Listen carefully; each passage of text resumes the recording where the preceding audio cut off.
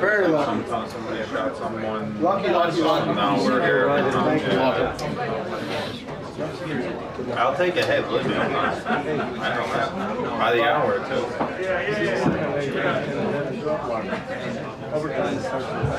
I love that. Run right through it. Run the red light. There's no red light. They're all green. Yeah. I'll glue it back together when we're done.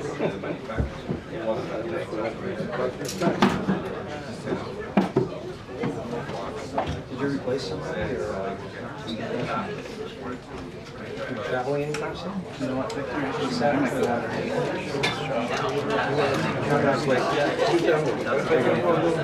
Maybe a smidge higher, if you can. Thanks, Rose. That's perfect. Yeah, thanks. You tell me, man. Thank you. I'm gonna be delicate. Actually, that's probably not a bad idea. Stick it. Thank you.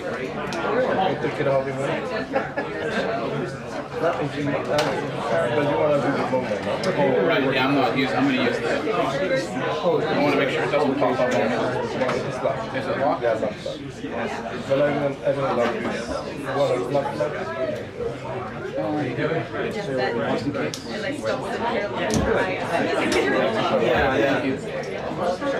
This is somewhere in New England. My wife lives in, she's from Maine, so we go to New England. We're planning to retire in since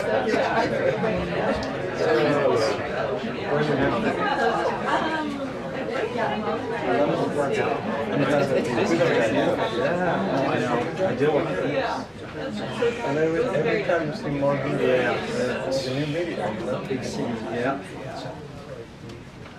Really? Every week.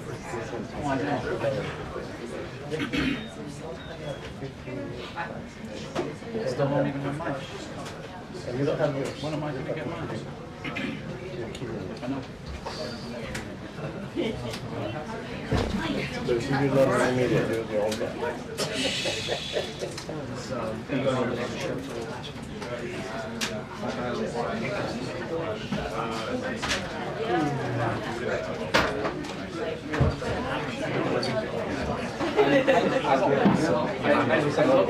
I looked at the shot. It's not going to get me much. Oh, there's much intense.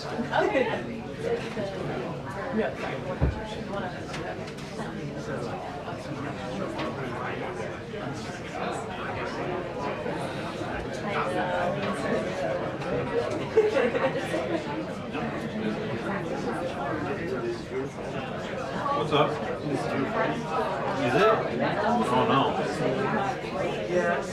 What was calling me?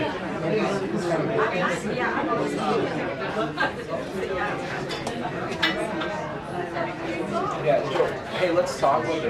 If you do get it, I understand. it's just like, there's certain, it's just me. It's just a solo part. Yeah. So I'm shooting and editing, so I told my boss, I was at the White House for a day.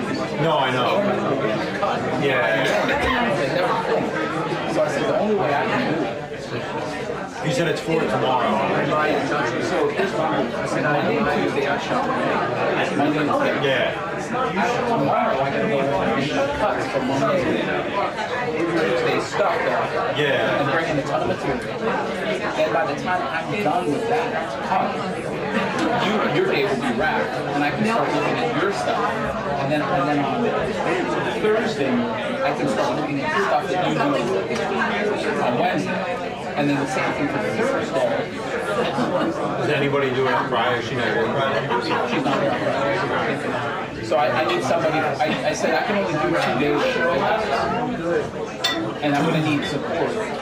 2 other days, whether it's you or somebody, you know.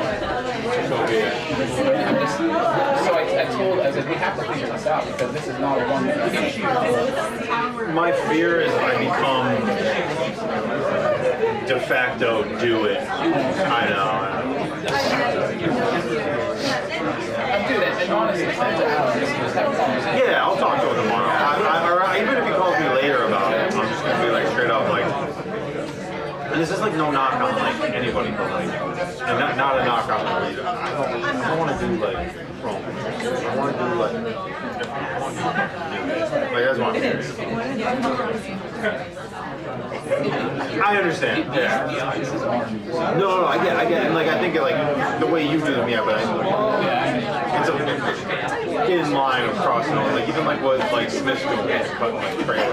Yeah. Like I'm good, bro.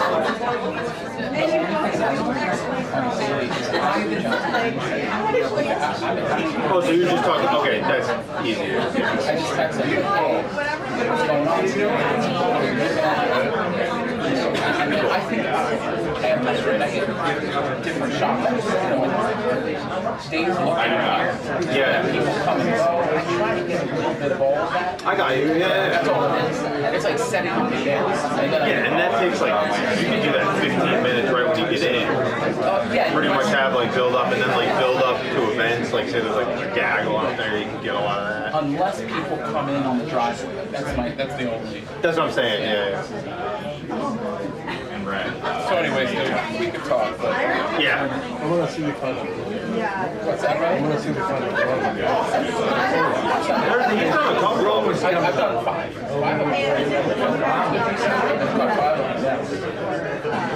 You know, man, it's a mix. It's a mix. And then it's like we wrap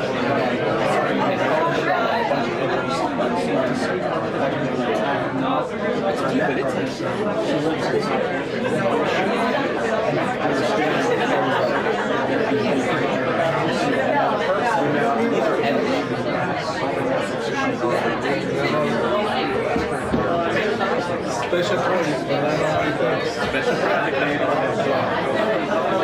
I used to show one of some separate myself. Yeah. Mighty Mites. Yeah.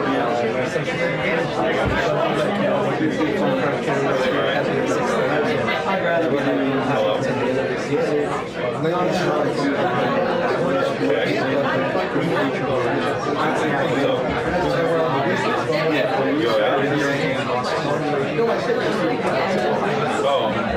Okay, we'll play there.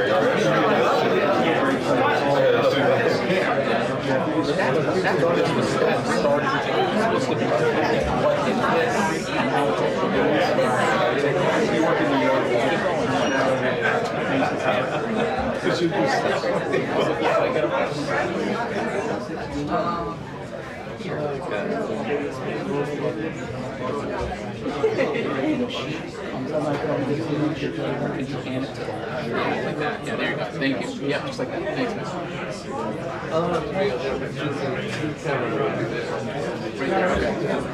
That's good. Thanks, man. No, you're good.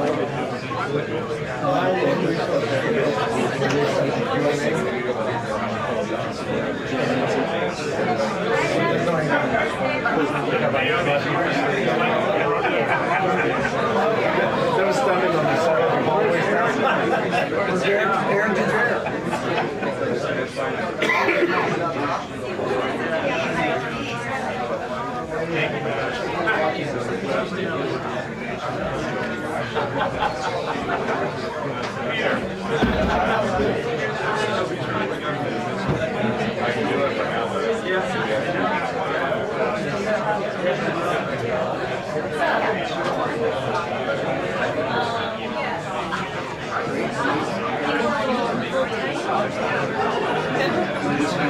Hey, Joe.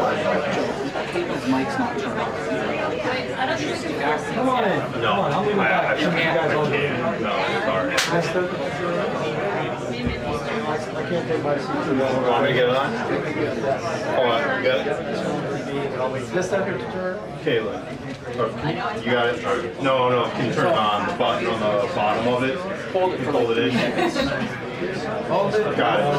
Green light.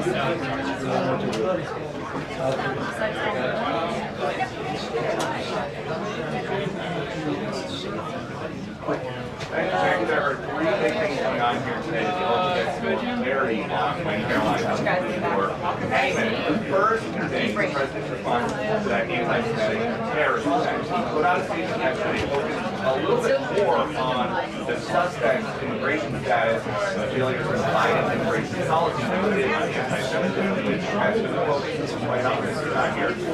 So we hope to kind of get the range of that attack and what they learned by the suspect when she comes out. Also on Caroline, she said, Caroline said yesterday that at some point this meeting, especially over the time, is about the way down because we want to find out here that they are also trying to negotiate them way down here and it's halfway is this range that changes. What's up, buddy? Take off here last where they got to go a little oh, this.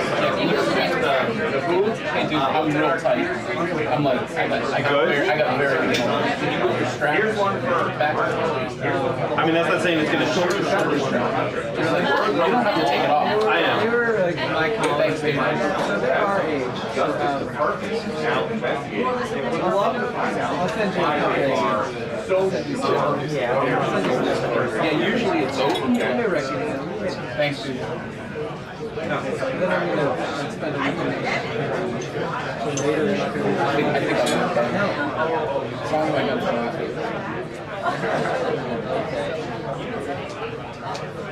this situation function. Here? Yep. Yeah. Must be like this. Lake there, yeah. Yeah, no, it's a long, slow transition. You can't get rid of me there. Bye. Thank you. Yeah, we have the settings in those Is your favorite? No, I'm not better than this. I know. I feel like they've been trying to get those causes. It's been a year's long process. Yes. So they thought we didn't have enough. Yes, there you go. It'll be fun. No, it'll be good, right?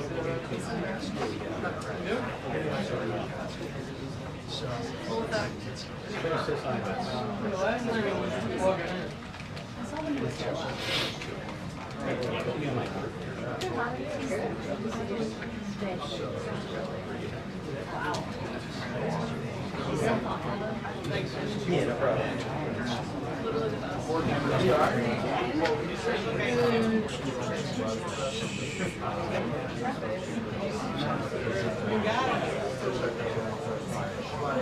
It is your democracy.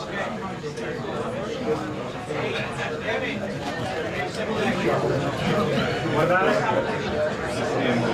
Outboard? Babies are good. 6 weeks now for baby George. Yeah, so I just took like a week and a half when he was born, but I have a year to take my parental leave, so I think I'll take it when my wife goes back to work. Just longer until we have to figure out.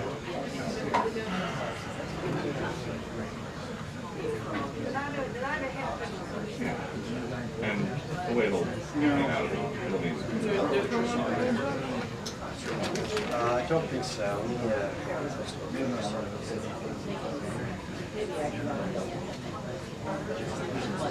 yeah.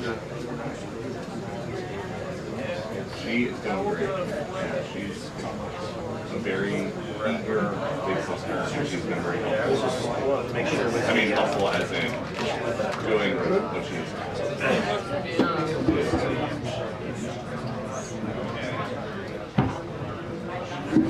It's got a lot easier when the pool opened.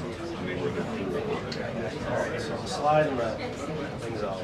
Something to wear around.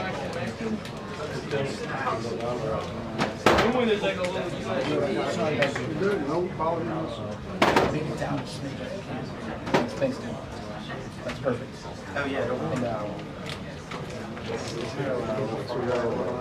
Thank you. Just send them a bill.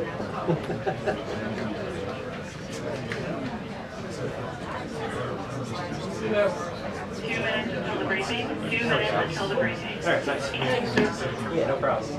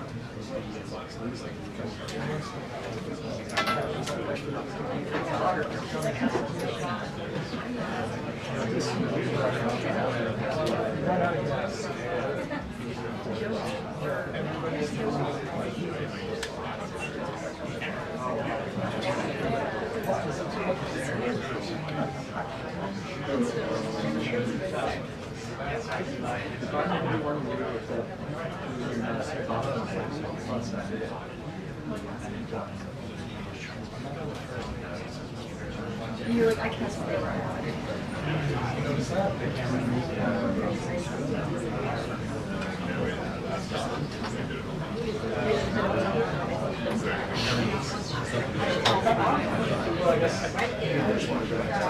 He changed the subject to his guns.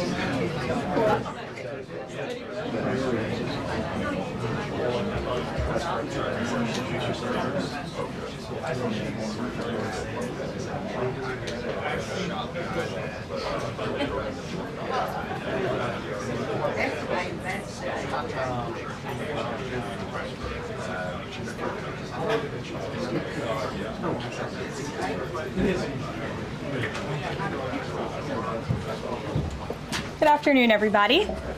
How are you? Good. It's good to see all of you. I want to start by addressing the horrific act of violence that took place on Sunday in Boulder, Colorado. President Trump and the entire administration's hearts go out to the victims, and they are in our prayers during this unimaginable time. According to reporting from Fox News, the alleged attacker admitted in an interview that he wanted to kill all Zionist people and had been planning the attack for over a year and would do it again if he could. This monster used a makeshift flamethrower and Molotov cocktails to light Jewish Americans on fire in an attempt to burn them alive. The victims at the incident location in Boulder were there to rally in support of Israeli hostages who remain in Hamas captivity. 12 were injured, including a Holocaust survivor. This is pure evil. The Department of Justice has already filed federal hate crime charges against the alleged perpetrator, and he will be held accountable to the fullest extent of the law. This tragedy is a sobering reminder of the consequences of the Biden administration's failed policies. According to the Department of Homeland Security, the Boulder suspect is an Egyptian national who was in the United States illegally. He entered the U.S. during the Biden administration in August 2022 on a B-2 visa until it expired. Upon the visa expiration, he overstayed, filed an asylum claim, and was given a work authorization by the Biden administration. Instead of deporting this heinous individual, Joe Biden's administration allowed him to stay in our country and to work. President Trump sounded the alarm over these reckless Biden policies for years because this is the predictable result of letting anti-American radicals and illegal immigrants pour into our country. Immigration security is national security. And that's why the Trump administration, at the direction of our great president, has secured our border, strengthened our immigration system, and has taken immediate steps to protect the United States from foreign terrorists and other public safety threats.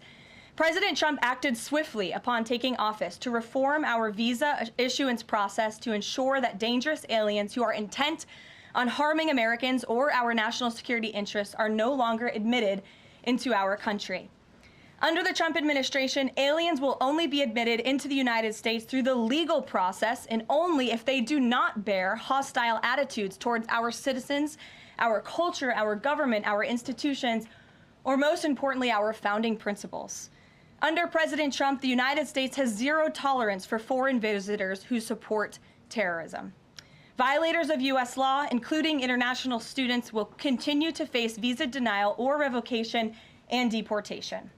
And illegal alien criminals will continue to be arrested and deported from our country. On that note, ICE and federal law enforcement partners just wrapped up a month-long surge operation arresting nearly 1,500 illegal aliens in the Commonwealth of Massachusetts. During the enhanced operation, dubbed Operation Patriot, ICE Boston and other federal law enforcement personnel focused on transnational organized crime, gangs, and dangerous illegal alien offenders throughout Mass. More than half of the nearly 1,500 illegals arrested had significant criminal convictions or charges pending against them. Here are just some of the violent illegal aliens who were removed from communities in Massachusetts during Operation Patriot. A Salvadorian national with active Interpol red notice for aggravated homicide.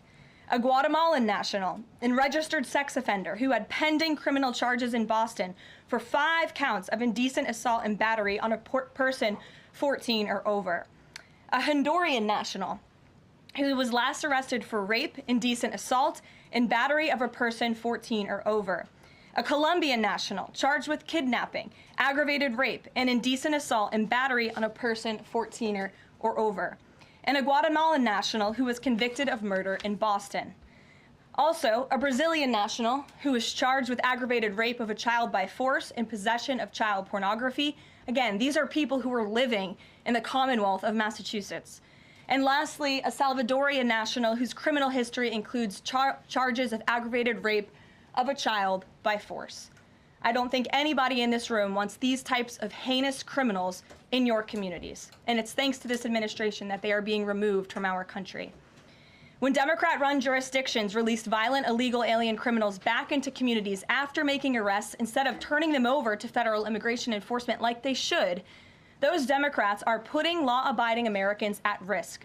And these insane policies force law enforcement officials to make much more difficult arrests that put their lives, our law enforcement lives, in jeopardy. President Trump is incredibly grateful for our heroic officers on the front lines getting these violent illegal alien invaders out of our communities. Law and order is back in America under President Trump. And on that same note, there are new crime statistics that show crime is plummeting. In fact, Politico summed it up like this. Murder rates are tumbling across the U.S. in 2025. Homicide stats are down at least 20% over last year. And we could be on course for the lowest number on record. With President Trump in charge, the days of criminals being put over victims are over. On the topic of immigration, the Washington Post just ran one of the most ridiculous headlines ever, even by their standards. And on my very first briefing several months ago, I said I would hold anyone accountable in this room. The Washington Post actually had this headline, "The Mysterious Drop in Fentanyl Seizures on the U.S.-Mexico Border." How is this mysterious? There is no mystery about why there is a decrease in fentanyl coming into the United States. This administration's strong border policies are the reason there has been a decrease in fentanyl trafficking. His strengthened relationship with Mexican President Sheinbaum and all of the measures he has been taking to deter illegal human and drug trafficking at our United States southern border is the reason for plummeting fentanyl seizures at the U.S. border. There is nothing mysterious about that, and we'd like to see the Washington Post update their headline accordingly. This is clearly trying to intentionally manipulate the minds of the Americans, and I think the American people understand why there's been a fentanyl drop. And our office responded to this inquiry. We provided a whole host of the reasons that fentanyl seizures at the southern border have dropped, and the Washington Post refused to run them, and that's despicable. In other news, positive economic reports continue to flood in. Inflation dropped to 2.1% in April. Personal income increased 0.8% in April. So inflation is down and wages are up. That's almost triple the expectations and against the doubts of nearly everyone in this room. And we also saw the largest monthly decline in the trade deficit on record as a result of President Trump's very powerful tariffs. Lastly, the price of eggs has dropped more than 61%. since President Trump took office in January. I remember my very first briefing, I was asked about the cost of eggs. The reporter tried to insinuate it was this administration's fault, even though he had only been here for a few days or weeks. It was a result of the previous administration's terrible policies, and in record time, this president has fixed that problem that he inherited from Joe Biden, and now egg prices have dropped 61% since this president took office. There's a lot of good news, and I'm sure you have a lot of questions, so let's get to them. We have just the news in our new media seat today. Amanda Head, thank you for being with us. Why don't you kick us off? Sure, thank you so much. There is a disturbing trend of anti-Semitism turning into terrorism. Of course, the Boulder, Colorado instance that you just mentioned, the 2 Israeli embassy staffers who were murdered, Pennsylvania governor's mansion with the Jewish governor inside getting set on fire. Does the president consider this domestic terrorism? And as such, are there official alerts to law enforcement, BOLOs, task forces, things like that? The president has made it very clear, as he said in his statement yesterday, that yes, these anti-Semitic acts of violence are do qualify as terrorism, and he does not want to see terrorism or violence of any form taking place in the United States of America. And as for specifically anti-Semitic terrorism and anti-Semitic acts of violence and those that are targeting Jewish Americans, this administration has done more to combat that violence than any administration in history. And one incident is one too many, and I think, frankly, that's something the previous administration was not willing to say. This president will stand up for Americans of all religions, of all faiths, of all creeds, and we will continue to look at policy measures and actions that we can take in addition to the actions that have already been taken to curb this anti-Semitic violence. And to Jewish Americans at home, across the country, this president has your back. And then on another issue, back in February, Secretary Kennedy created a commission to re-examine the childhood vaccine schedule. But there are still states outstanding like California, Connecticut, Maine that are not allowing any religious exemptions for kids not only to go to school but to participate in sports and extracurricular activities. Would the president want to see religious exemptions allowed across all 50 states? And how do you enforce that, especially with states like California that are already defying the president on the men and women's sports issue? Generally speaking, I know the president supports religious exemptions for families when it comes to vaccinations. As for the instances in those specific states, I'll have the administration and the White House look into it and see what executive action, if any, we can take on that front. Thank you. Kelly. Good afternoon. We're now in hurricane season, and obviously there is great concern every year about the potential for that. Can you speak to how the president is planning to have the level of support, should it be needed, to be as it has been with a reduction in the workforce? And is he still comfortable with Administrator Richardson, who had talked, whether joking or not, about not being aware of a hurricane season for this country? What is the president's level of briefings on what may be required? If you could give us kind of an overall update on that. Sure. Well, of course, we know that we are into hurricane season now, and I know FEMA is taking this seriously, contrary to some of the reporting we have seen based on jokes that were made and leaks from meetings. But Secretary Kristi Noem and the FEMA leadership are all over this. They are committed to ensuring that federal resources and tax dollars are there for Americans in need. And the president continues to review requests for emergency aid and carefully considering them. However, this president has made it clear we're not going to enable states to make bad decisions with federal tax dollars and then have the federal government later have to bail these states out. We want to see states be responsible with their tax dollars to do as much as they possibly can, and then the president will deeply and thoughtfully consider any requests for federal aid that come to his desk. And I think some of the media reporting we've seen on this is frankly sloppy and irresponsible. There are serious people who are taking this issue seriously, starting with the president himself, who, as you know, on his first domestic trip back in office, visited both North Carolina and California, both of which were, of course, hit by natural disasters when he wasn't even president, but he took ownership of that and visited those places and those people immediately. Is it Brian? About hurricane season appropriate, though, now that this is serious business, as you talked about? It's serious business, Kelly, and I'm not going to engage in such fodder with a question like that. Brian? Thank you, Caroline. Reuters was reporting that there is a letter that is meant to be sent to other countries, which would give these countries a deadline of Wednesday to produce their best offer on the trade matter. Why does the administration feel the need to send this letter? And I have one more follow-up on trade. Sure, I can confirm the merits and the content of the letter. USTR sent this letter to all of our trading partners just to give them a friendly reminder that the deadline is coming up. And they are in talks. Ambassador Greer, Secretary Bessent, Secretary Lutnick are in talks with many of our key trading partners around the globe. As you know, Brian, I know the Wall Street Journal has covered this quite heavily. And they continue to be engaged in those discussions. And this letter was simply to remind these countries that the deadline is approaching and the president expects good deals, and we are on track for that, I will emphasize. On the trade side, though, when the deal with the United Kingdom, there was this idea of a reprieve on the auto tariffs. Is the president looking to do another similar deal on the sector-by-sector reduction in tariffs, or is this more going to be deals related to the reciprocal tariffs that were announced months ago? Well, as I've said previously from the podium, and the president has discussed as well, each country has unique advantages, unique challenges to it based on their markets and what they export to us and what we export to them. And so that's why the president smartly advised his trade team to engage in tailor-made deal-making. And we saw that with the United Kingdom, and we will see that with other countries as well. Kate. Does the president support the Senate moving forward with a bill imposing heavy sanctions on Russia? Look, the president has spoken about his position on sanctions on Russia. He has smartly kept this as a tool in his toolbox if necessary, but I think the Senate and everyone on Capitol Hill respects the president is the commander-in-chief for a reason.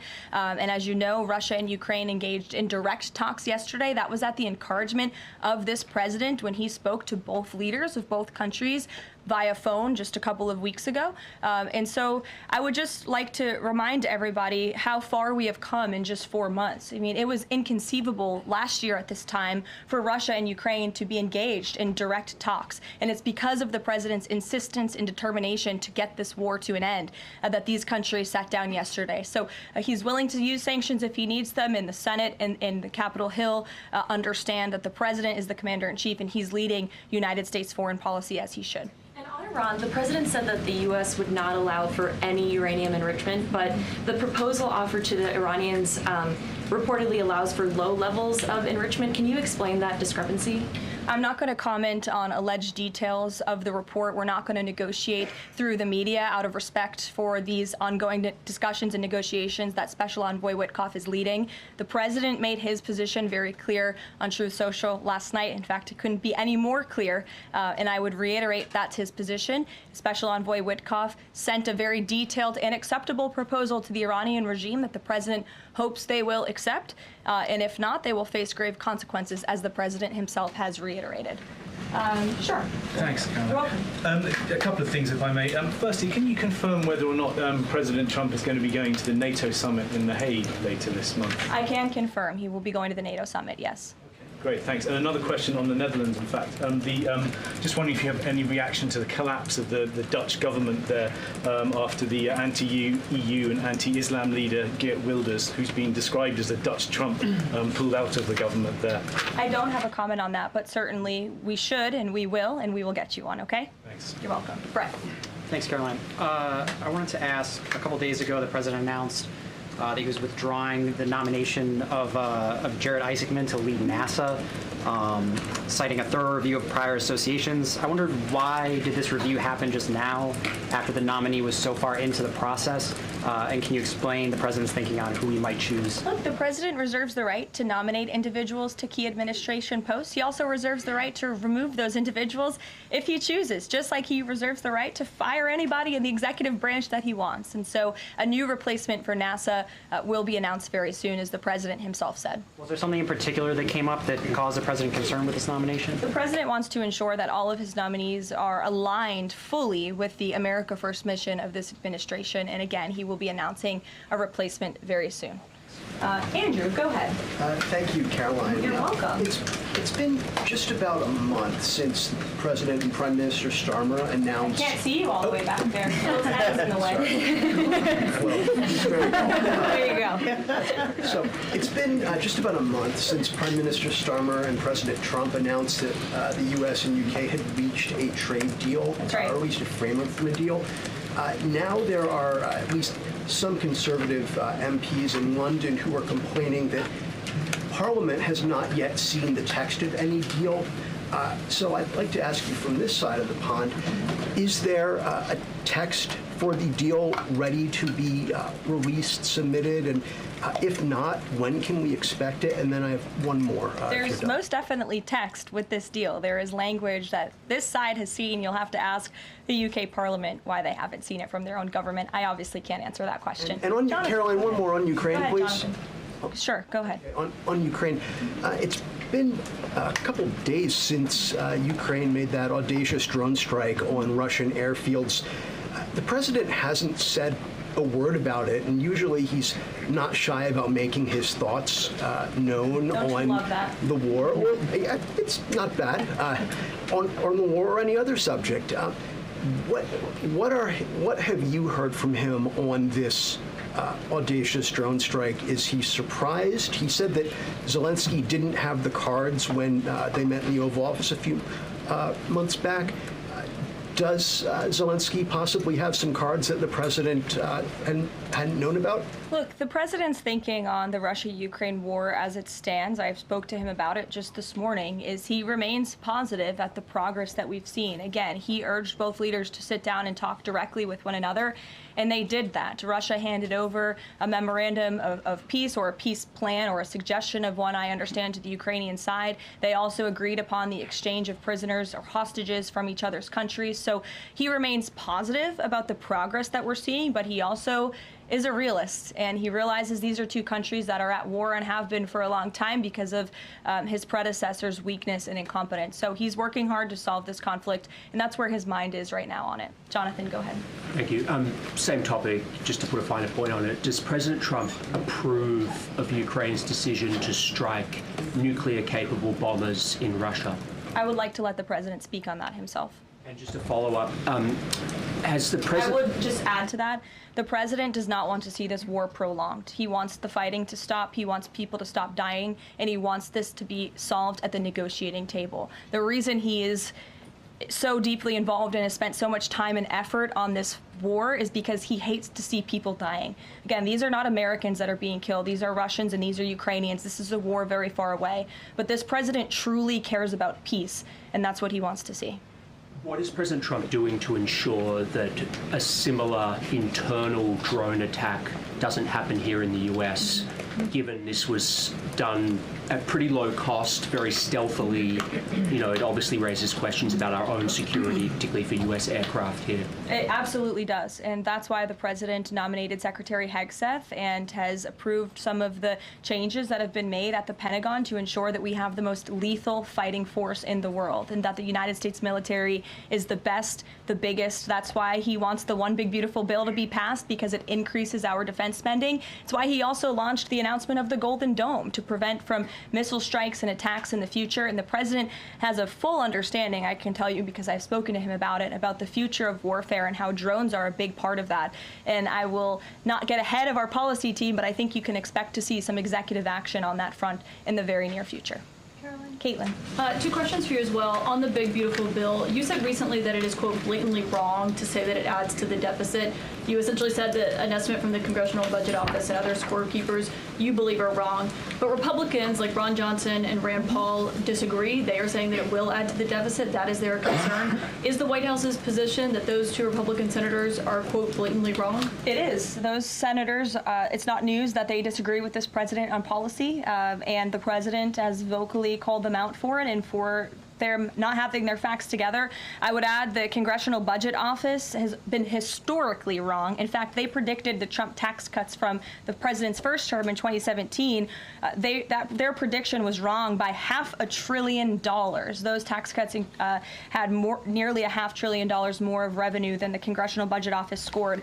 And I would also point out, I don't think many people know this, there hasn't been a single staffer in the entire Congressional Budget Office that has contributed to a Republican since the year 2000. But guess what? There have been many staffers within the Congressional Budget Office who have contributed to Democrat candidates and politicians every single cycle since. So unfortunately, this is an institution in our country that has become partisan and political, and we are very confident in our own economic analyses of this bill. There is $1.6 trillion in savings, and our Office of Management and Budget Director, Russ Vought, is a fiscal hawk. He is well known in this city for being a well-respected fiscal fiscal hawk. He has tools at his disposal to produce even more savings. And as you know, the White House will be sending our rescissions package to Capitol Hill today. And on immigration, the other day that the Homeland Security Secretary said, and I'm quoting her now, that an illegal alien threatened to assassinate President Trump and highlighted his arrest. A man has now admitted to framing him, saying that he wrote the letter that the DHS Secretary Kristi Noem posted online.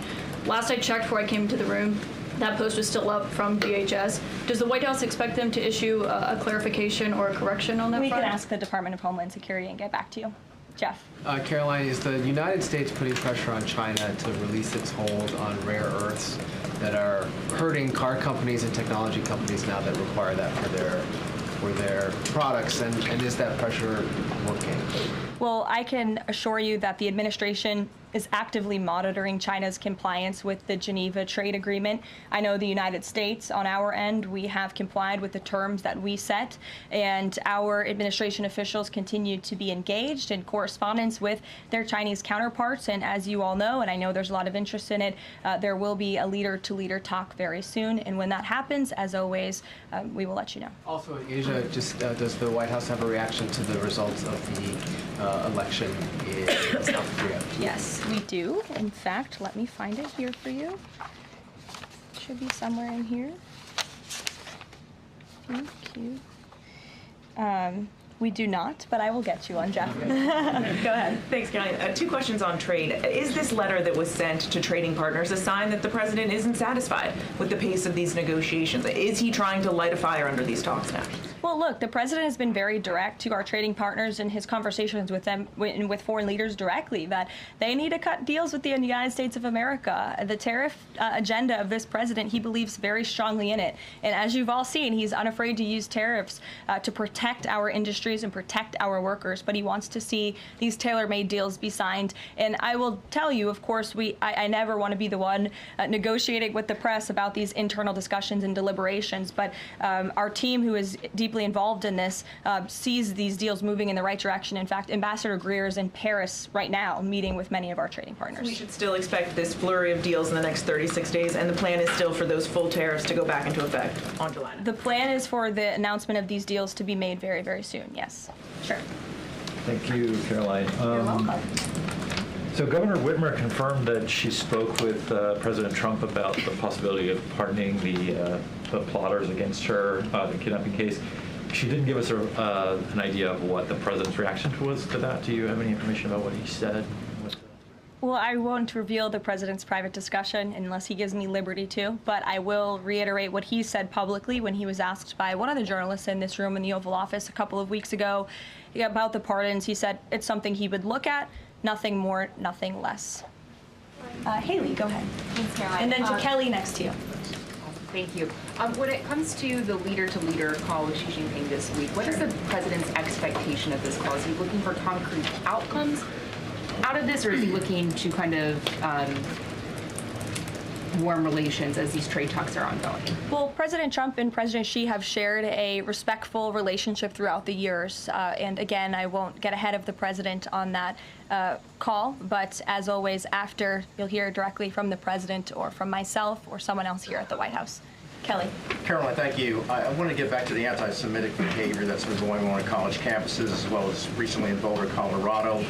The president, as you know, has the White House Faith Office, the Religious Liberty Commission, as well as the Anti-Task Force on Anti-Christian Bias, which includes anti-Semitism.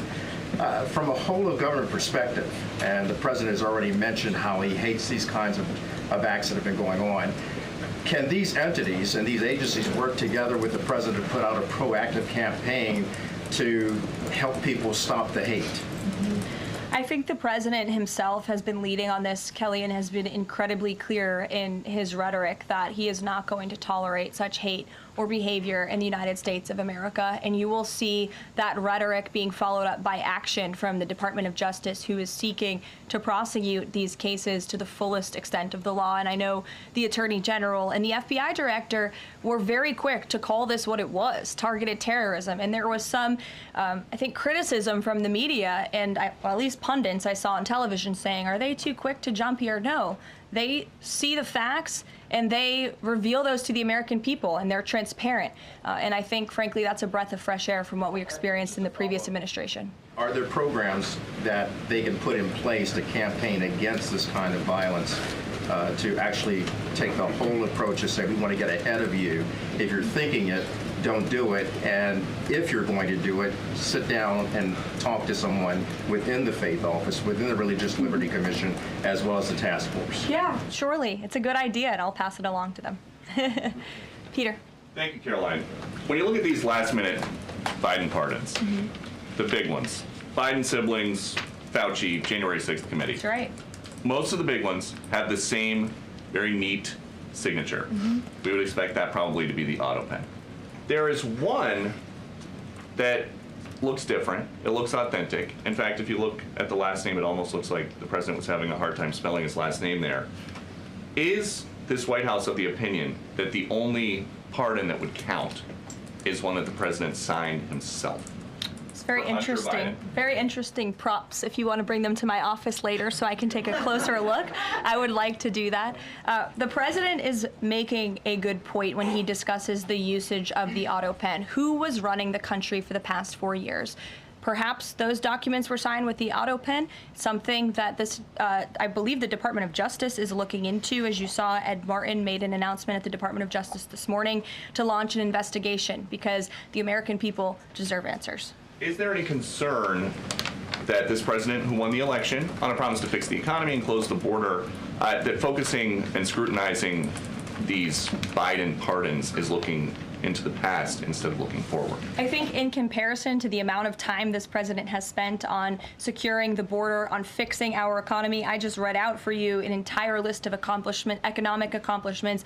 Look at the border numbers, look at the time and effort he's divulged into solving the global conflicts abroad. It pales in comparison, but it still, nevertheless, is a very important issue. And it was a huge issue that sent the president back to this White House. The Americans saw with their own eyes a mentally incompetent president, and they want answers for that. And the president believes they should have And them. something that just crossed, Caroline, how mad do you think President Trump is going to be when he finds out that Elon Musk said, "I'm sorry, but I just can't stand it anymore. This massive, outrageous, pork-filled congressional spending bill is a disgusting abomination. Shame on those who voted for it. You know you did wrong. You know it." Look, the president already knows where Elon Musk stood on this bill. It doesn't change the president's opinion. This is one big, beautiful bill, and he's sticking to it. Cameron. Thank you. The National Security Council was reorganized, or some staffing changes were made the Friday before Memorial Day. I'm hoping you can explain sort of the new structure, or what the structure is of the National Security Council, what the goal is in terms of staffing levels. You know, what is the new National Security Council mode? Well, as with everything in this White House, it is a top-down approach. The president is here. He is president. He's not an auto pen like the previous president was. He's very much involved in literally every policy discussion and decision that takes place. And we felt it was best to reorganize the National Security Council to respond to that top-down approach that we have here in this White House, and to streamline the efficiency and the effectiveness of the National Security Council. And I would add that Secretary of State Rubio and now National Security Advisor Rubio is doing a tremendous job at leading the National Security Council. He knows the president. He understands where the president is on these issues. He's great to work with here at the White House. I can tell you that. I appreciate seeing him a lot more in the building. And he and the president and the entire National Security Council, who's made up of great patriots who love this country, are doing a tremendous job on the many conflicts around the world that this administration inherited. Is there a goal staffing level? I'm sorry? Is there a goal for the staffing level, like the number of people who would be in this National Security Council? We just want the National Security Council to be as efficient as possible, and if staffing needs are necessary, I'm sure Secretary Rubio would not mind hiring people if necessary, but again, we've been working with them day in and day out, and they're chugging along and doing great work. Sure. Thank you, Caroline. Two questions, if I can. President Trump got involved himself in presidential election in Poland by supporting a conservative candidate who ultimately won. Yeah. What does it mean for the future U.S.-Polish relations? What's likely to change? Well, I believe The president is obviously pleased to see the result of the Polish elections. He met with Karol Nawrocki, if I'm pronouncing that correctly. Yes, Nawrocki. Okay, thank you. I appreciate your insight on that. He met with him at the White House, and he told them, you're going to win because you support common sense. And he supported strong borders in Poland. He supported an end to the woke, radical DEI stuff that we've seen not just here in the United States, but really take over Europe and, frankly, the whole world. He was very outspoken about that.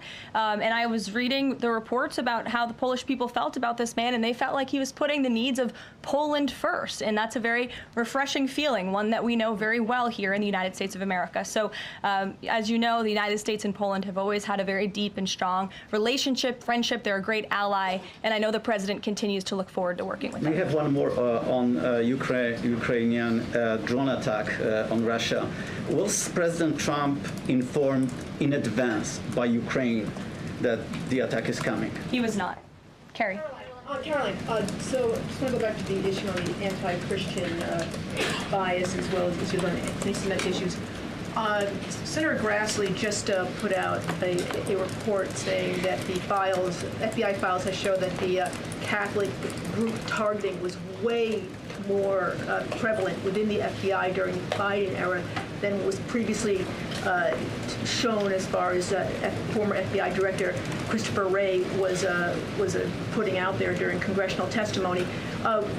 Can you discuss here what President Trump would like to see in terms of consequences within the FBI as far as those who were involved? Also, the second question, if the DOJ finds that the auto pen was used by President Biden, should those actions that were used with the auto pen, should they be null and void? I'm not going to get ahead of the Department of Justice's investigation into the usage of the auto pen. And again, the question is not, was the auto pen used? It's whether or not the President of the United States knew it was being used, and if not, who was using it in his name, which is clearly illegal behavior. Deanna. Thanks, Caroline. One on foreign policy, one domestic, if I can. Sure. On foreign, just speaking to the president's Truth Social post about Iran recently, saying that there will be no uranium enrichment. Is he saying that that's a red line for him, or no? I already answered this question. The president's been very clear about where he stands on that. Okay, and then on domestic, there's a report that Laura Loomer met with the vice president today. Can you speak to her relationship with the administration and if she's informally advising in any way? She is not. I do know she met with the vice president. As for what was discussed in that meeting, I would defer you to his team. Thanks, Caroline. I have one question on anti-Semitism, one question on China. So for years, radical leftists and Islamists have been calling for so-called globalize the Intifada. Do you believe this is a call for violence against Jews? And do you think these attacks on Jews around our country is what globalizing the Intifada looks like? I don't want to speak to the merits of those claims without looking into them, but as I said, any violence against Jewish Americans will be prosecuted to the fullest extent of the law. Absolutely, and also Secretary of State Rubio made an announcement saying he'll be revoking visas of certain Chinese students, including those with connections to the Chinese Communist Party. Does that include sons and daughters of politicians, presidents, and chairmen? Again, Secretary of State Rubio has the right to revoke visas, and he made the announcement that the State Department will begin to aggressively revoke those visas of Chinese students who are in our country, namely those with Chinese Communist Party ties, or those who could be a threat to our national security and the interests of the United States. To both of you, go ahead and then back to you. Thank you. There are now reports that Israeli forces are firing on Palestinians trying to get aid from the Gaza Humanitarian Foundation. After 20 people, according to the Red Cross, have arrived to the hospital that they've set up with gunshot wounds, have died from them. Is this administration aware of these? And I mean, what is being done to address this situation? The administration is aware of those reports, and we are currently looking into the veracity of them because, unfortunately, unlike some in the media, we don't take the word of Hamas with total truth. We like to look into it when they speak.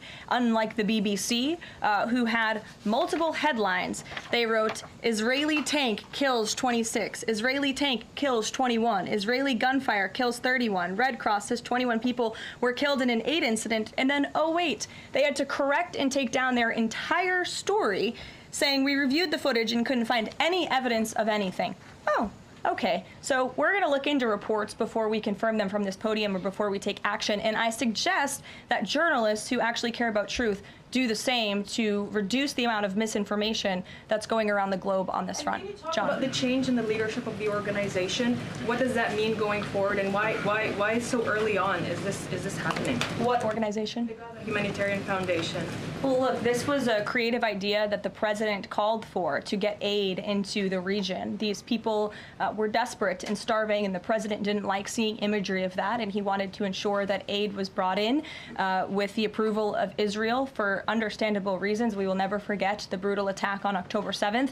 And again, this is something that the previous administration was unwilling to put the time and effort into doing. John. Thanks a lot, Karoline. I want to bring it back to the way you began your briefing, talking about the president's mass deportation program and his priorities. 40% of crop farm workers in the U.S. are undocumented, and that's according to the Agriculture Department. Do they have a carve-out in terms of the president's mass deportation program? The president and the Trump administration have been very clear. If you are in the country illegally, you are subject to deportation. Is there any concern that, given that large number, if that number is correct, 40% of crop farm workers being undocumented, that could impact the food supply here in America if those individuals that obviously help pick crops all across the country are deported en masse? Again, this administration is focused on deporting individuals who are in our country illegally. It's something we have to do. We cannot allow the previous administration's invasion of our country of illegal immigrants to continue. We just can't have it. And this is a law and order president. As for our farmers and their concerns, they have a president who has their backs and listens to their concerns and hears them. But we also have a legal pathway to come to this country and work specifically for agricultural work. So there's a legal way to do it, and we encourage that legal pathway, and we're currently working on strengthening our legal immigration system for that reason. Sure. Thank you, Caroline. I just wanted to follow up on your statement last week regarding the Maha report. Sure. You said that there was, I understand there were some formatting issues with the Maha report that are being addressed, and that report will be updated. We also understand that since that, there have been some citations that came about. There's citations of studies that either did not exist or did not back up the report's conclusions. So when you were referring to formatting errors, is that what you were talking about, or was it, could you just explain that? Yeah, that's what I was talking about. There were formatting errors, and those errors were updated by the proper policy components here at the White House, and a new report was issued. So exactly what I said took place. Sure, go ahead, Alec. Yeah, good to see you. Good to see you. Congresswoman Mary Miller suggested that changing Pride Month to Family Month. I would personally like to see maybe a nuclear family month. Some people are saying, let's get a Veterans Month. Does the president have any plans on making a proclamation, or is it just going to be June this year? Well, there are no plans for a proclamation for the month of June, but I can tell you this president is very proud to be a president for all Americans, regardless of race, religion, or creed. Caroline. Reagan, go ahead. Thank you, Caroline. And then I'll go to you. Thank you. You're welcome. Colorado passed sanctuary protections for illegals 1 month before the terrorist attack this weekend. 2 questions. Why did the DHS remove the sanctuary cities list that it had published, which was ordered by the president? And then what is the administration going to do to further crack down on sanctuary jurisdictions to prevent attacks like what happened in Colorado? Sure. The Department of Homeland Security will be issuing a new list of sanctuary cities, an accurate list of sanctuary cities. As for what we're doing to crack down, the president has signed various executive orders and has directed the Attorney General to prosecute state and local officials who are not complying with federal immigration authorities and, most importantly, federal immigration law. Thanks, Caroline. Thank you, Caroline. Caroline. Thank you very much. Go ahead. So, does the president take calls from foreign leaders on the tariffs on steel and aluminum? Does he still intend to double them tomorrow morning? The president will be signing that executive order today, and steel and aluminum tariffs will be going to 50%, yes. No way it's going to change, or it's going to be suspended? He made that announcement in Pennsylvania, and he plans to deliver on that promise to Pennsylvanians. And why is he hiking it? And Ed, go ahead. I can answer that, but go ahead, Ed. Oh, yes. Thank you, Caroline. So a Chinese Foreign Ministry spokesperson today said that the U.S. imposed harmful measures like new chip controls and pledging to revoke Chinese student visas. So are the Chinese the victims in this trade back and forth? Look, I don't think anyone is the victim. These are two strong countries, and as I said, the president has a good relationship with China's president and leader, and that discussion will take place later this week. And what other authorities is the president looking at for tariffs should the decision of the appeals court not go his direction? Well, right now, his tariffs remain in effect. We spoke at length in my briefing last week about that decision that came down from the International Trade Court, which has been put on pause because the president absolutely does have the authority to implement tariffs and to declare a national emergency for our crippling trade deficit. He could always have the power to use Section 202 or Section 301 as well to impose tariffs if he deems necessary, especially Section 202 tariffs, which are sectoral, as you know, to protect our critical supply chains here at home. Thanks, Caroline. You're welcome. You've got U.S. business leaders begging for certainty. So why did the president suddenly decide to hike tariffs on steel and aluminum again? You also have U.S. business leaders begging to meet with this president and begging to come to the White House to talk to him because they know that he is a negotiator in chief, that he's making good deals on behalf of the American worker and the steel worker, in particular when it comes to the steel and aluminum tariffs, which he discussed in his speech at length at Pennsylvania and the need for them. And I would just add, I was at that speech on Friday with the president, and there were 2,000 steel workers and their families in the room, many of them wearing their hard hats. I spoke to one backstage who said this is the greatest thing that has happened for that community in Pittsburgh, Pennsylvania in 60 years, because this is a president who doesn't just talk the talk, he walks the walk too, and he's delivering on his promises to bolster our steel and aluminum industries in this country and to protect those jobs. If not for this president, that steel plant in Pittsburgh, Pennsylvania would have closed. Those jobs would have been lost, and the president saved that company, he saved those jobs, and he's saving that community, and that's the intention of the steel tariffs, which he will sign later this afternoon. Thank you very much, everyone. We'll see you later. Friday for